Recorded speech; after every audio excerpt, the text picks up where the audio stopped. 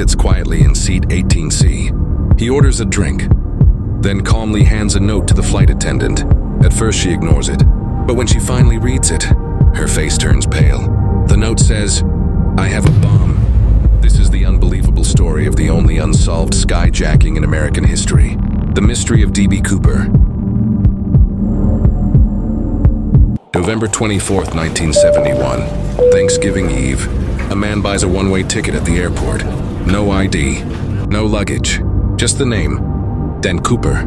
He boards Northwest Orient Airlines Flight 305 heading to Seattle. At first, nothing seems strange. The man is polite, well-dressed, dark suit, black tie, sunglasses. But the moment the plane takes off, everything changes. The man hands a note to the flight attendant. She thinks it's a phone number, but he leans forward and whispers, "Miss, you'd better read that note." She opens it. Her heart starts racing. The message says, "I have a bomb in my briefcase." He slowly opens the bag. Inside she sees wires, red cylinders, and a battery. The man then calmly explains his demands.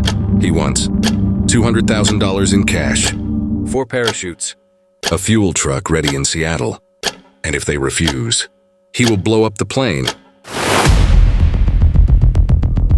The pilots contact the ground. Authorities panic because the man isn't acting like a typical criminal. He's calm, quiet, almost professional. Meanwhile, the plane circles the sky for 2 hours, while police rush to collect the ransom money. Finally, the plane lands in Seattle, and the unbelievable happens. Authorities actually give him the money, $200,000, about $1.5 million today. Passengers are released, but the hijacker isn't finished. He gives new instructions. The plane must fly again. Destination, Mexico, but with special conditions. Flying low altitude, speed under 200 knots. Rear stair door unlocked. This confuses investigators. Why would someone want the rear stairs open? Then the terrifying realization hits them. He plans to jump. Night falls. The plane flies over dark forests near the Washington Mountains. Heavy rain, strong wind, no visibility. Suddenly, a warning light appears in the cockpit. The rear stairs have opened. The plane jerks upward slightly, and that's when investigators realize the hijacker has jumped into the darkness with the money, and he's gone. The FBI launches one of the largest investigations in history. The case is named Zodiac, Northwest Hijacking. Agents search forests, rivers, mountains.